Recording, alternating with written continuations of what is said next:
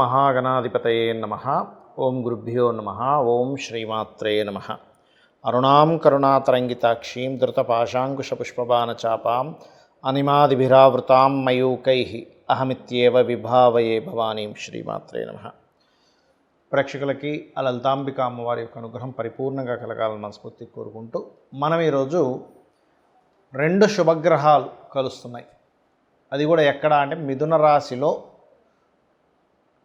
శుభగ్రహం 1 గురువు, రెండవది శుక్రుడు. ఈ 2 శుభగ్రహాలు కలిసినప్పుడు ద్వాదశ లగ్నాల వారికి ఎటువంటి ఫలితాలు ఉంటాయి?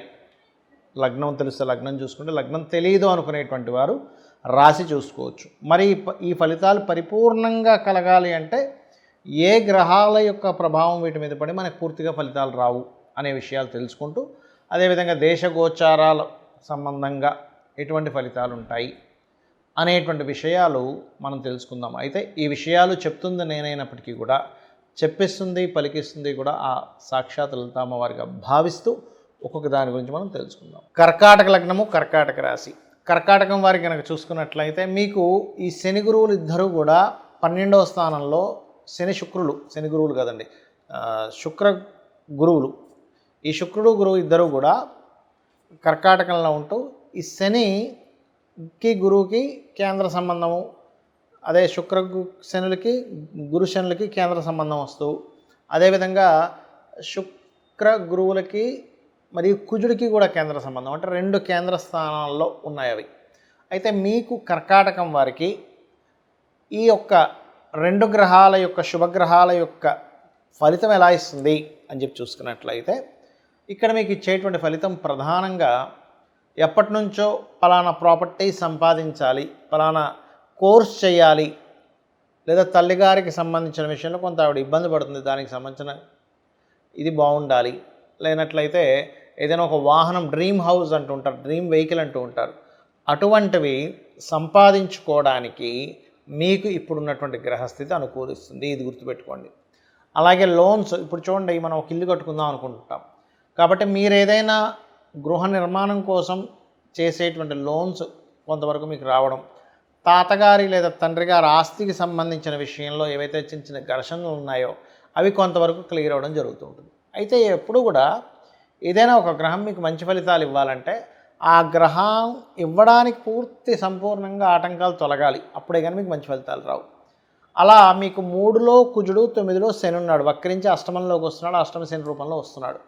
కాబట్టి మీరు ఎవరితోనైనా కమ్యూనికేట్ చేసేటప్పుడు గుర్తుపెట్టుకోండి, ఎవరితోనైనా ఏదైనా మాట్లాడుతున్నాము, లేకపోతే అందులో ముఖ్యంగా ఉద్యోగ సంబంధించిన విషయంలో అగ్రెసివ్గా ఎవరితోనైనా మాట్లాడుతున్నాం, ఇక్కడ అగ్రెసివ్నెస్ ఉద్యోగము, సంతానము, ప్రేమ వ్యవహారాలు, మధ్యలో ఏదైనా ఉండి కాంట్రాక్ట్ చేసుకునేటువంటి అంశాలు, మీడియేటింగ్ చేసేటువంటి అంశాల్లో చాలా చాలా చాలా జాగ్రత్తగా ఉండాలి. ఎందుకంటే కుజుడు 3లో ఉన్నప్పుడు సర్వసాధారణంగా పరాక్రమ యోగాన్ని ఇస్తాడు. కాబట్టి ఈ విషయంలో పరాక్రమం ఒక్కోసారి హద్దులు మీరి అది మనకే ఇబ్బందిని ఇస్తుంది. కాబట్టి ఈ యొక్క అంశంలో చాలా జాగ్రత్తగా ఉండండి. ఎందుకంటే పరాక్రమ యోగం కలిగినటువంటి కుజుడి మీద శని దృష్టి ఉంది కాబట్టి.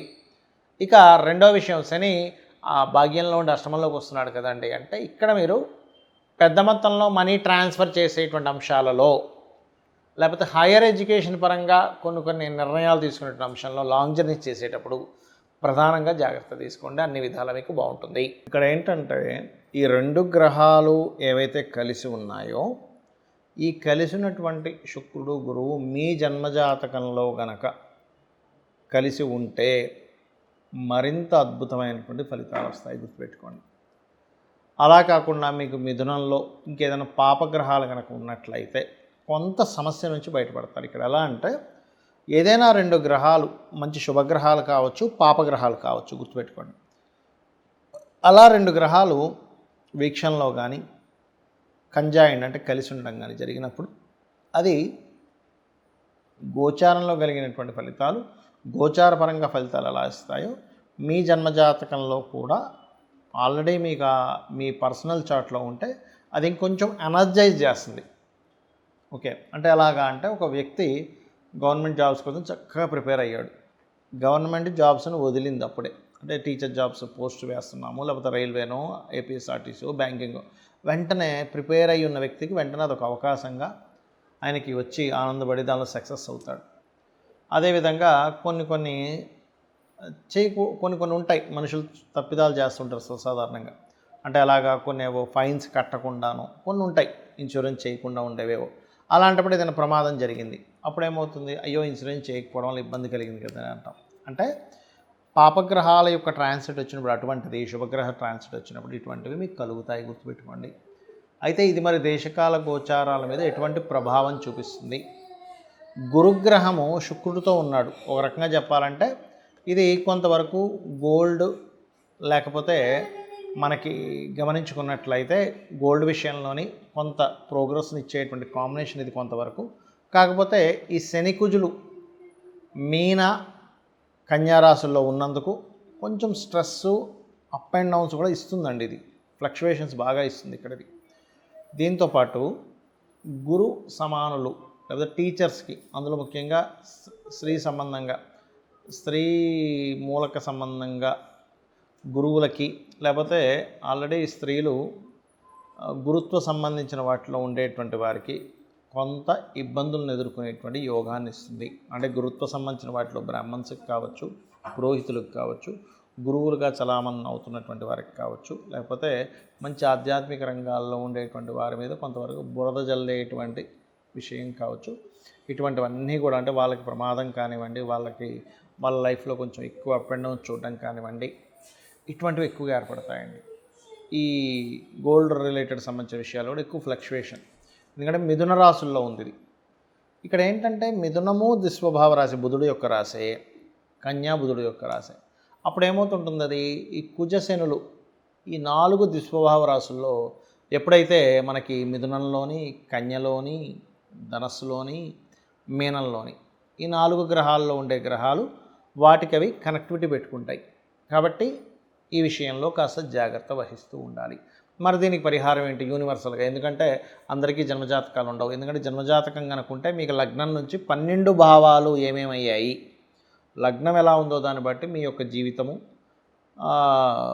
కుటుంబ స్థానాన్ని బట్టి మీకు ధనము ఎలా ఉంది, కుటుంబంతో కమ్యూనికేషన్స్ ఎలా ఉంటాయి, 3వ స్థానాన్ని బట్టి మీకు సిబ్లింగ్స్తోని, 4వ స్థానాన్ని బట్టి మీ ప్రాపర్టీ, ఆస్తి సంబంధించిన విషయాలు కావచ్చు, విద్యా సంబంధించిన విషయాలు కావచ్చు, తల్లిగారికి సంబంధించిన విషయాలు కావచ్చు, 5 సంతానము, 6 రుణరోగ శత్రువులు, 7 అనేటువంటిది వివాహ జీవితము, 8 అనేటువంటిది ఆకస్మిక సంఘటనలు, 9వ స్థానం హైయర్ ఎడ్యుకేషను, తండ్రికి సంబంధించిన మీ స్పిరిచువల్ అండ్ గురుబలానికి సంబంధించినటువంటి దశమం వృత్తి, 11 అనేటువంటిది వ్యాపారాలు, 12 అనేటువంటిది మీ ఎక్స్పెండిచర్స్, మీ ఇన్వెస్ట్మెంట్స్ ఎప్పుడు చేస్తే బాగుంటుంది అనేటువంటిది చాలా స్పష్టంగా తెలుస్తుంది.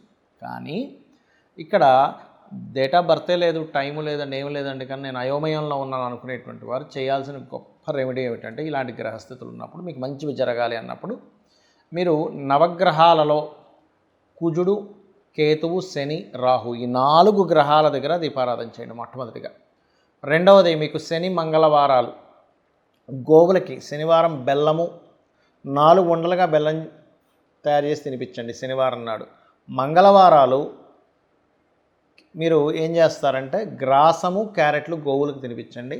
గోవులోనే సకల దేవతలు ఉంటారు కాబట్టి ఇవి చేస్తూ అందరూ కూడా ఓం నవవిద్రుమ బింబశ్రీ న్యక్కారి రదన చదాయే నమః లేదా చండీ చేసుకోవడం, చండీ పారాయణం చేయడం, లేనట్లయితే ఆంజనేయ స్వామి ఆలయాలకు వెళ్ళడం, అందులో ముఖ్యంగా పంచముఖ ఆంజనేయ స్వామి యొక్క స్తోత్ర పఠనం కనుక చేసినట్లయితే అన్ని విధాలా మీకు బాగుండడం జరుగుతుంది. దీనివల్ల ఏంటంటే యూనివర్సల్గా కొన్ని అలజడులు కూడా వస్తాయి.